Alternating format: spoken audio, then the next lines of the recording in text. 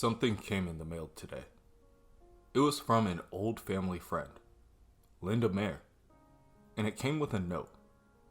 After she read it, Nina ran to fetch a bottle of Black Crest wine. The letter that came with the package stated the item it contained was left in Linda's old VCR, and it's a good thing her husband, Henry, looked.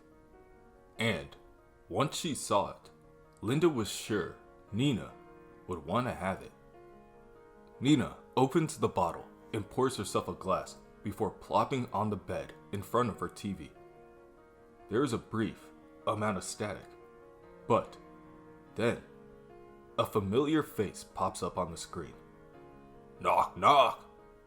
The sound of her husband's voice forces Nina to take a sip.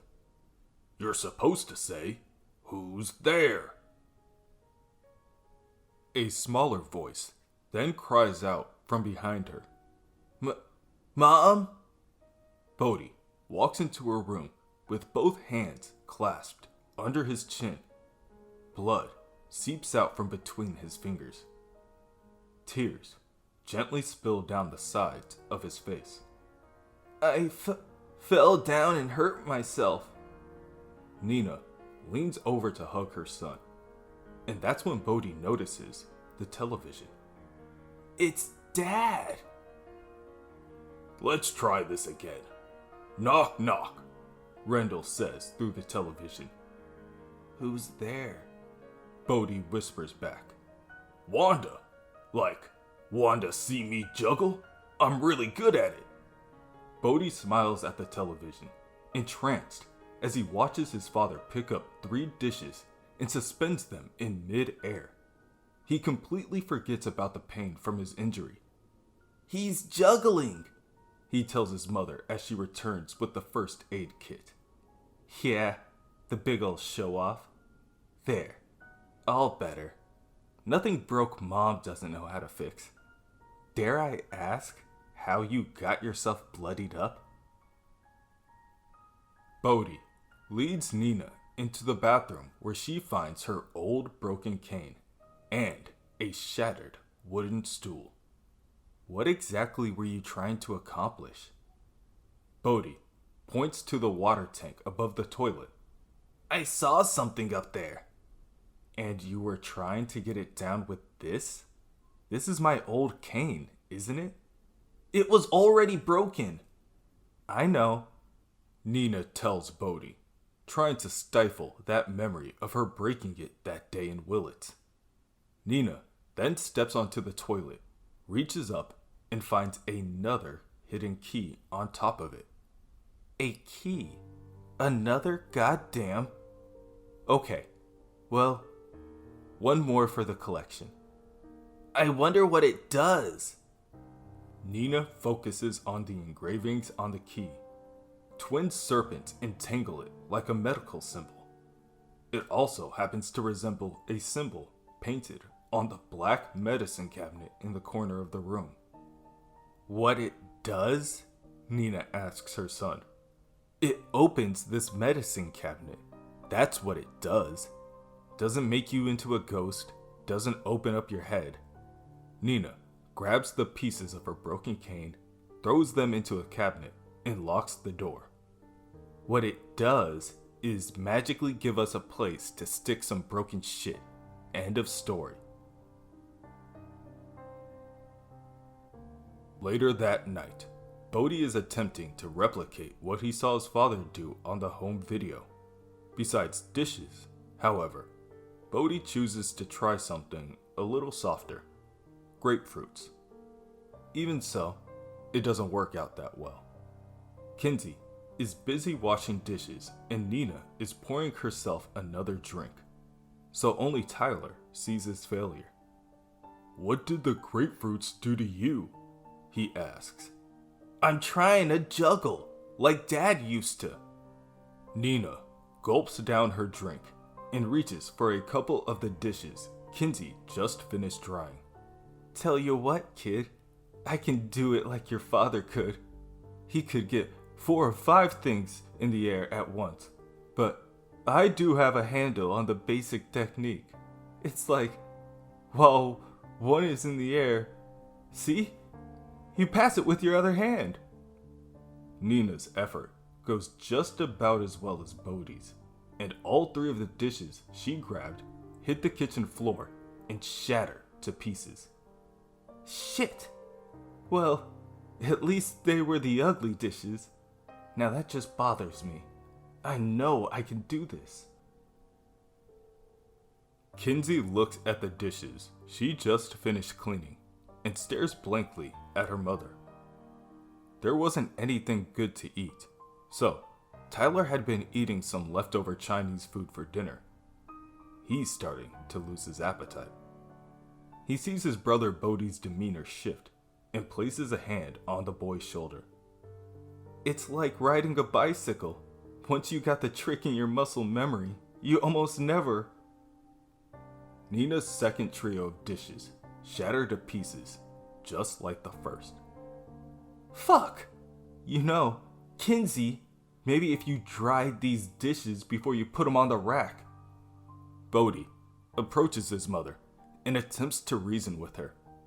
Mom? Mom! It's alright. You can do it some other time. Can we go have story? Nina lowers her head, hiding her face from her son. Not now, Bodhi. I have to clean up. Mama made a mess. Kinsey kneels down to her brother's eye level and offers to read him a story instead. Bodhi solemnly agrees and goes upstairs to get ready. Once he is out of earshot, Kinsey asks Nina, Mom, if something's wrong. Your dad got shot in the face this summer, and I have apparently forgotten how to juggle. That's what's wrong. Kinsey rolls her eyes and exits the room. Tyler also makes his way for the exit, telling his mother that he promised to go meet up with Zach to study until around 11. But he'll try to make it back early if possible. Some time passes. Nina is still drinking, now from the bottle. Bodhi is fast asleep. And Kinsey is talking to Jackie on the phone about Zach, apparently. She comments to her friend about how she once caught Zach seeing her messaging on her phone, and it was like he'd never seen a text before. Story goes, Zach's parents are super back to nature hippie types or something. Like, they'd give him seeds for Christmas and stuff. Tomato seeds at that. Nina sips her wine as she stares at herself in the window. Everything gets fucked up and smashed. Plates, windows, stools, my goddamn leg, my goddamn life. So sick of all the broken shit in my life. Time to get rid of it. Nina makes her way back to the medicine cabinet she opened earlier that day. You can go first, you useless piece of shit Kane. Fucking shatter on me at the first sign of an armed psychopath? What good are you? Should have thrown you out weeks ago.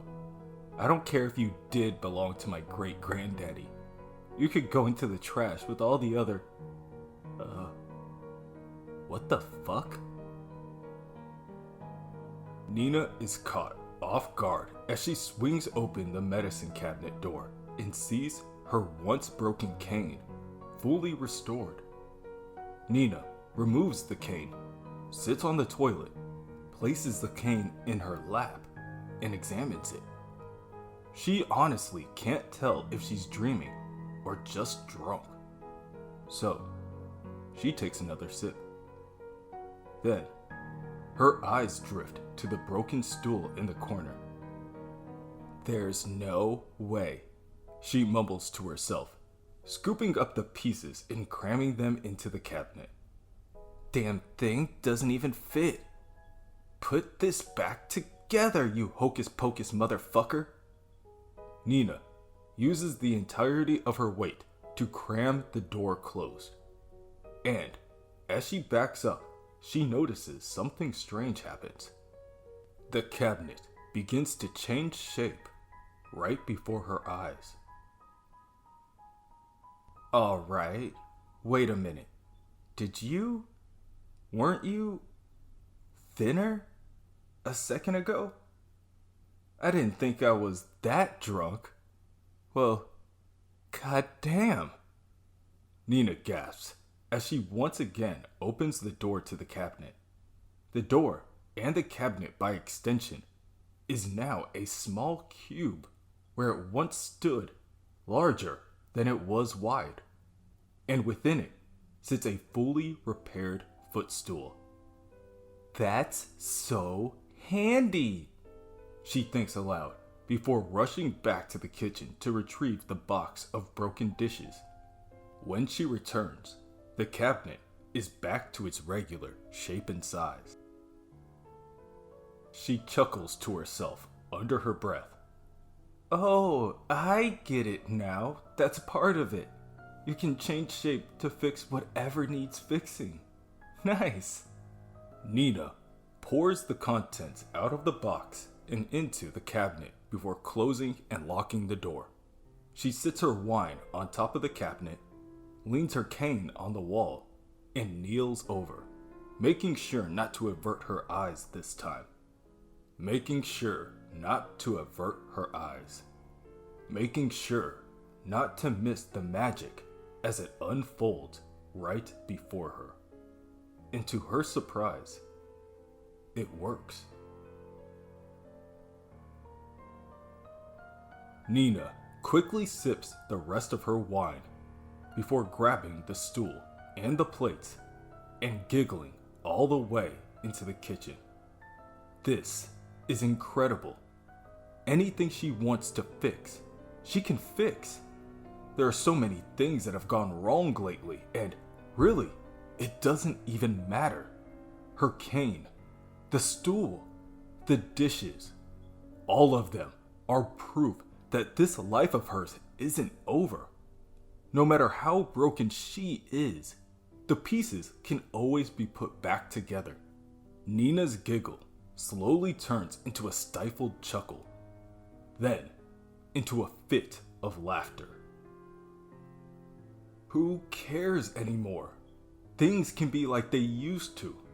She grabs a couple of dishes from the pile and begins tossing them one by one into the air.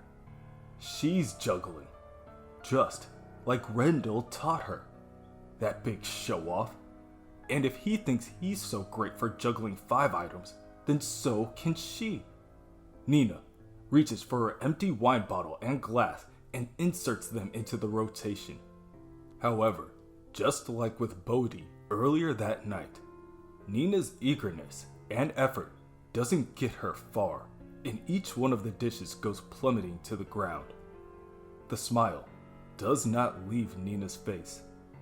Go ahead and smash, you fuckers. I can fix you later. I can fix everything. Now, not only intoxicated by alcohol, but the rush from witnessing the magic of one of the keys, Nina returns to the bathroom. But not before deciding to retrieve another bottle from the wine cellar. So, what do we fix next? She asks herself as she attempts to deal with her new and more current problem of uncorking the bottle so she can retrieve the aged nectar. And that's when Nina realizes the one thing that really needs fixing. Rendell. Since the summer, the entirety of who he is has been burned down and stored within a blood-red urn. It once sat on the mantle above the fireplace, but more recently, it's made its permanent residence on Nina's nightstand. For the first time since she found her cane fully repaired earlier that night, Nina doubts the power of the key and the cabinet. She doubts herself, wondering if anything that has gone on that night really did take place. Come on already. Change size. You changed to fit the stool and you changed to fit the dishes. Get bigger. Do something. Nina closes her eyes and places her forehead on the door of the cabinet before letting out what could easily be misconstrued as a prayer. Please, don't lead me on and fuck with me this way. You fixed everything else. Now fix him. Slowly, she turns the key and opens the door, only to see that nothing has changed. Maybe you need more time, because he's just Ash now, and there's so much more to fix. It's not like a broken can or I should clean up. I smell. You do what you need to do to fix him, and I'll make pretty. Nina takes a couple more sips from her bottle of wine before jumping into the shower. She makes sure to take her time. She hums. She sings. Again. She giggles. And she prepares herself for her husband. Then, she puts on the black lingerie that she just couldn't bring herself to get rid of. It was Rendell's favorite. Even with the unsightly scar on her leg, she'd say she looks pretty damn good. Then, when she's good and ready, Nina leaves her bedroom and makes her way back to the cabinet. On the way back, she notices someone in the kitchen. Sorry I took so long. You're back. Tears begin building in her eyes. It's been so hard without you. I never thought I'd go through anything so hard. Oh God, Rendell. Oh God, turn around. I want to look in your face. Tyler, clearly uncomfortable with his mother grabbing him from behind, asks her, Could you let go of me, please? Nina looks up around her husband's shoulder to see the face of her son, Tyler. What the fuck? She shrieks. Why aren't you Rendell? You're supposed to be Rendell. Tyler pushes his mother off him, and Nina, instantly ashamed, covers herself. Don't look at me like that. Like I'm crazy. Like I'm pathetic. She grabs her great-grandfather's cane and stomps into the bathroom. God damn it, it didn't work. It should have worked. It should have fixed him. Like it fixed everything else. She slams the cane on top of the cabinet, shattering it just as badly as it was the first time. Didn't fucking work. Mom, stop. Tyler reaches his hand out to try to calm his mother. Should have fucking worked. Nina kneels over and removes the blood-red urn. Will you stop it? What are you doing with that? Get away from me. Tyler tries to retrieve his father's ashes from his mother, but his interference only creates a struggle that causes the two of them to drop the urn altogether. Look at what you made me do. Nina marches back into the kitchen to grab her wine bottle. I'm sorry, Mom. It's just you're drunk. Kinsey finishes her brother's sentence. Go to bed, Mom. I know how hard it's been for you, losing Dad, but we lost him too. And nothing you've been through, even being raped, gives you the permission to treat people who love you like. Nina, with all her might, slaps her daughter across the face. Kinsey scowls back at her mother. If you ever hit me again, I'll walk out of this house and not come back. I'm not afraid to walk away from you forever. Go ahead. Do it. Find out if I mean it. No! A small voice cries out from behind Nina. She turns around and sees Bodhi. just like her, tears are pouring down his face. His two hands clasped over his ears in a desperate attempt to block out the bad.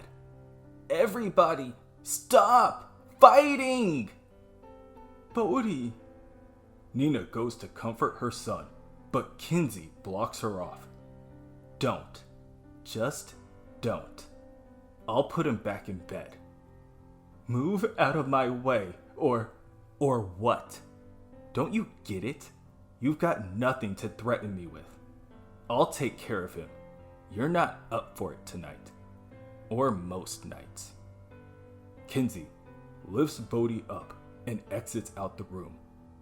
Once again, it's just Tyler and Nina. She covers her face in shame. Say it, she tells him.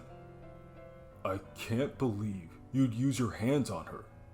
After the shit this family has been through. After Sam Lesser beat her unconscious.